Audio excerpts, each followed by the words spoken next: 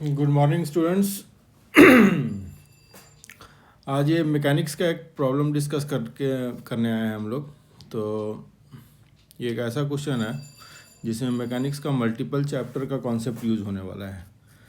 जैसे इसमें circular motion, rotational mechanics, work energy theorem, friction, ये सब का कॉन्सेप्ट यूज़ होने वाला है। तो बढ़िया क्वेश्चन है, इसको डिस्कस किया जाए। A uniform rod of mass m and length L is released from rest in the vertical position on a rough square corner. तो इनिशियली ये रॉड वर्टिकल पोजीशन में है, समथिंग लाइक दिस, और वहाँ से इसको रिलीज़ किया है, मतलब एक स्लाइट डिस्टर्बेंस देके इसको छोड़ दिया वहाँ से। तो ये क्या करेगा, वर्टिकल के साथ कुछ एंगल बनाता हुआ रोटेट करेगा। अब इस क्वेश्चन के ऊपर हमको ये चेक करना है, इसमें actually option A and C are similar options. तो पढ़ते हैं क्या इसके अंदर। If the rod just begins to slip when theta equal to 37 degree, मतलब थीटा 37 डिग्री पे ये रॉड स्लिप करने लग गया।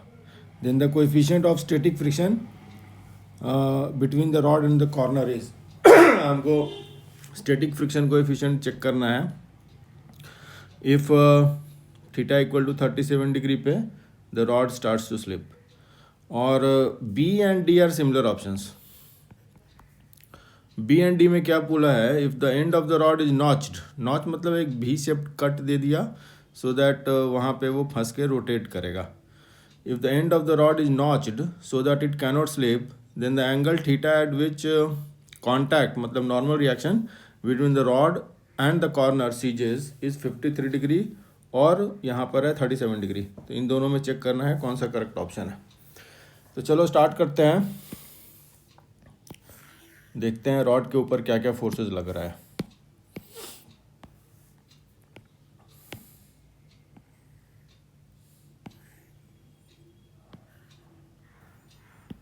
चलो, तो रॉड के ऊपर क्या क्या फोर्सेस लग रहा है। सबसे पहले तो रॉड का वेट लगेगा रॉड के सेंटर से, लाइक दिस, mg के बराबर। दूसरा एक नॉर्मल रिएक्शन ऑफर करेगा टेबल, लाइक दिस, n। और अगर थीटा एंगल से ये रोटेट करता हुआ गिरेगा तो इस पे कुछ एंगुलर वेलोसिटी इसका होगा कुछ ओमेगा, और इंस्टेंटेनियसली इसका कुछ वेलोसिटी v होगा सेंटर ऑफ मास का, और v और ओमेगा रिलेटेड होगा by the equation v equal to L/2 omega. इतना सब बेसिक्स तो हमको पता है। अब सबसे पहले सेंट्रीपिटल फोर्स का इक्वेशन लिखते हैं इसमें। तो हमको मिलेगा mg cos थीटा, ये एंगल भी थीटा मिल जाएगा।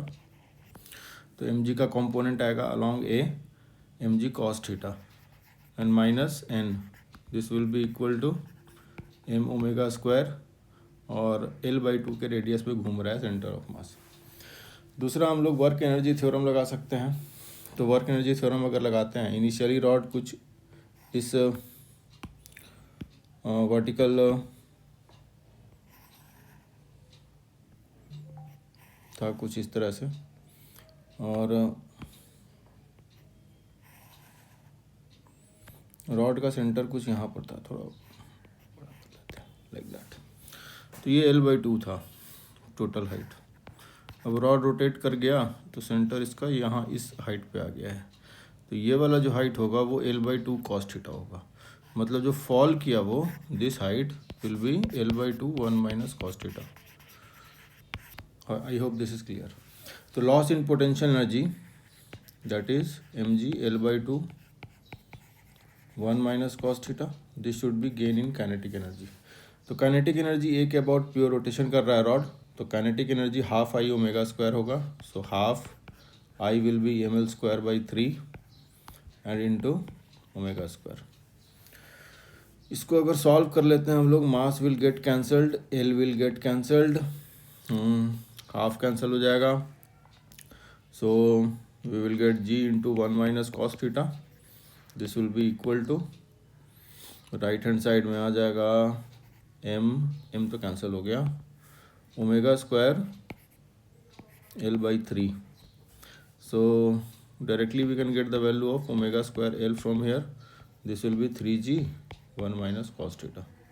ये वैल्यू ओमेगा स्क्वायर L का यहाँ पे पुट कर देते हैं, और अगर नॉर्मल कॉन्टैक्ट 0 हो जाता है देन इन दैट केस इस इक्वेशन से we will get mg cos theta minus 0 this is equal to m/2 रख लेते हैं बाहर, ये वाला m और ये 1/2, और ओमेगा स्क्वायर l का value we have just found out, this is 3g 1 minus cos theta.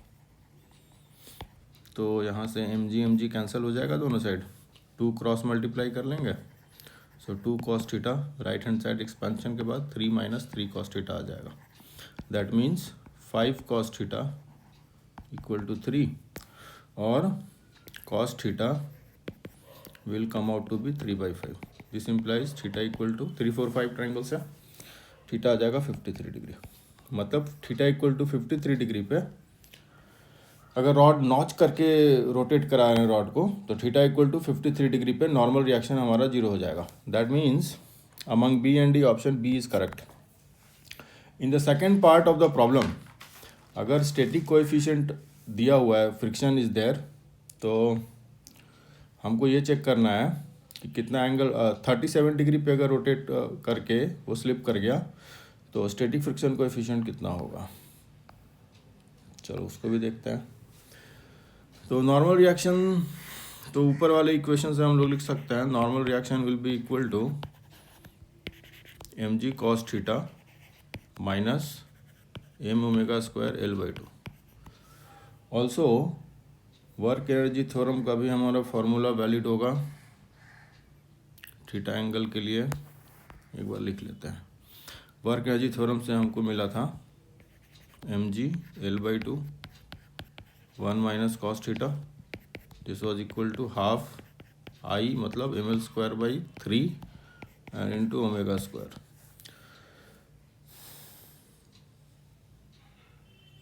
तो m और m हमारा कैंसिल हो जाएगा एंड l एक कैंसिल हो जाएगा, तो ओमेगा एक हाफ कैंसिल हो जाएगा, तो ओमेगा स्क्वायर l, ये वैल्यू शायद आया था ऊपर में हमारा, omega square l equal to 3g 1 minus cos theta. चलो ठीक है, कोई बात नहीं, ये वैल्यू इनका हम लोग यहाँ पे डाल देंगे। तो इसके बाद नॉर्मल रिएक्शन आ जाएगा mg cos theta minus m/2 and into 3g 1 minus cos theta. So if I expand it I get mg cos theta minus 3mg/2 and plus 3/2 mg cos theta.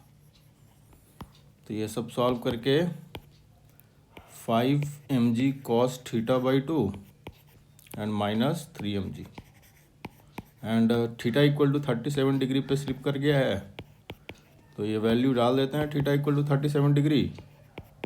So 5/2 mg cos 37 degree 4/5 minus 3 mg/2, 5 5 cancel, 4/2 minus 3/2 1/2, तो normal reaction mg/2 आ गया। चलो ठीक है, अब अगर हम देखें क्या क्या फोर्सेस लग रहा है रॉड के ऊपर इंस्टेंटेनियसली, तो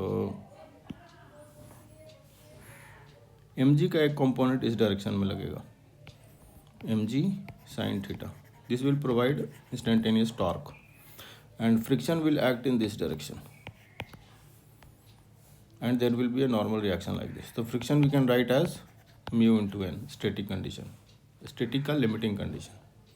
तो क्या इक्वेशन आ जाएगा हमारा यहाँ से, mg sin थीटा माइनस, और नॉर्मल रिएक्शन mg/2 आ गया है, तो mu into mg/2, this will be equal to, अगर इंस्टेंटेनियस एंगुलर एक्सेलरेशन अल्फा है तो ये m इंटू ए के जगह में l/2 अल्फा लिख लेंगे, और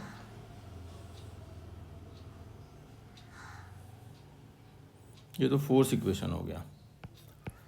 एक टॉर्क का भी इक्वेशन लिख लेंगे, torque about A, torque about A आ जाएगा mg sin theta into l/2 and this will be equal to I alpha.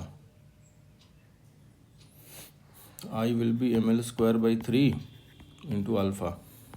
So from here we get mm cancelled, like ll cancelled.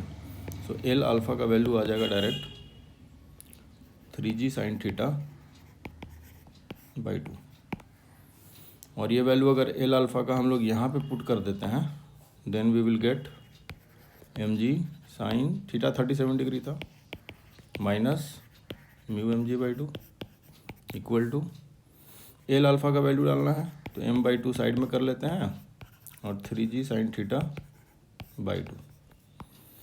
तो ये solve करके mg we can cancel out.